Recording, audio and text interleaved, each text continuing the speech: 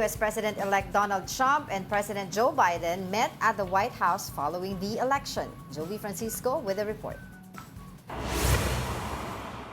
After staying in Florida since Election Day, U.S. President-elect Donald Trump returned to Washington, D.C., where he stepped inside the White House for the first time in 4 years. Trump met with U.S. President Joe Biden inside the Oval Office for 2 hours, mainly discussing details of the transition of power between the two administrations. It was indeed very cordial, very gracious, and substantive. And I mentioned at the top, national security was discussed, domestic policy issues were discussed. But even if the transfer of power will officially happen in January 2025, preparations are underway for Trump's Oval Office return as Commander-in-Chief. Just days after his victory, the Inauguration Committee has started preparing the traditional parade route around the White House. Workers are now building bleachers and the surroundings fenced for security purposes. Trump is also busy selecting allies for cabinet posts, latest of which is his pick for Attorney General, Congressman Matt Gaetz. Before this, his pick for the defense portfolio, Pete Hegseth, got mixed reactions. It was also officially declared today that the Republicans will control the U.S. Congress. Trump immediately met with Republican lawmakers at the U.S. Capitol because of this. The election count continues in several states. The 2024 U.S. election saw historic wins for Filipino American leaders from across the United States. Some were re-elected while the others clinched their first win. Christopher Gabaldon is the first Phil-Am elected to the California State Senate. He leads 20 other Phil-Am politicians who won positions in Congress, state assemblies, and other local posts. Kasi it's very important for us as the Filipino American. Our voice will be heard. 2.14 million or more than half of the known population of Filipino Americans in the U.S. voted in the 2024 elections. Reporting from New York City, Jove Francisco, we are One News. Yan, so, naman ng background ni Jove doon.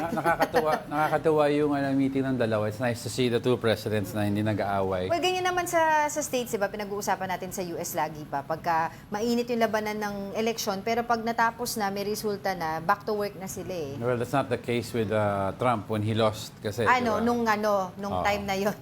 Pero nagtitake shape na yung cabinet ng Donald Trump. Very clear na he's making a different approach into appointing his cabinet as the first time. Kasi puro mga MAGA supporters and loyalists, no. Naging problema kasi ni Trump sa unang admin niya, sa unang 2016 mga appointees. He fired some of them early on into the admin because nagkakaiba sila ng there was issues on national security, nagkakaiba ng pananaw. This time, he surrounded himself with MAGA, so-called MAGA loyalists.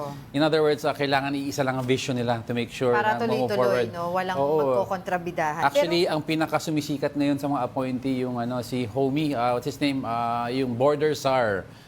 We all know how he had yung border czar na appoint, I think ito si Homie, no? Is very strong and stern in the way he works. He's been serving as part of the border control for the longest time, and he's known to be very, very tough on situations like this. Kaya sumisikat siya. Also, Elon Musk is appointed yung on government efficiency, meaning to streamline, or in other words, sa atin po, parang ARTA. Anti-red tape authority. Paano i-streamline government good process? Government, process. Pero meron din silang isang tinitignan din dito dun sa mga appointees. Yung chief of staff niya, si Susie Wiles. So, they're saying kasi siya yung co-campaign manager na talagang usually hindi talaga yung nagpapakita sa limelight. And right now, they're talking about her because she is going to be the first woman to serve as White House Chief of Staff. Actually, si Susie Wiles has been a long-time Trump campaigner. Yes. But yung first campaign ni Trump kasi, she was not campaigning on a national scale. Kasi each state kasi, Republican or Democrats, they have one campaign manager each for each state, aside from the national campaign manager. Susie Wiles, I think, was for Florida or Texas.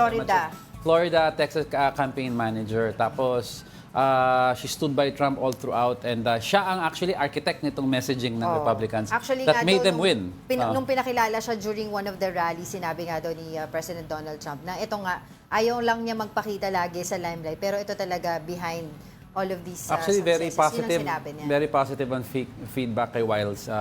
It's because she's a veteran political sabi niya political strategist and hard-nosed Republican daw yan. In other words, alam niya yung ins and outs of navigating the party and in politics. So Sure. perfect appointment daw yan. Tapos habang, ayun nga, binubuo ni President-elect Donald Trump yung kanyang team, unti-unti, of course, included dyan yung kanyang Vice President-elect, si J.D. Vance, and of course, yung mga iba pang mga cabinet members, tapos yung mga high-ranking nominees na i-require ng Senate approval or confirmation. And of course, yung mga inaabangan pa rin, yung mga senior advisors, hindi naman kailangan pa ng congressional approval. And J.D. Vance, as Vice President, will serve as Senate President. Senate President.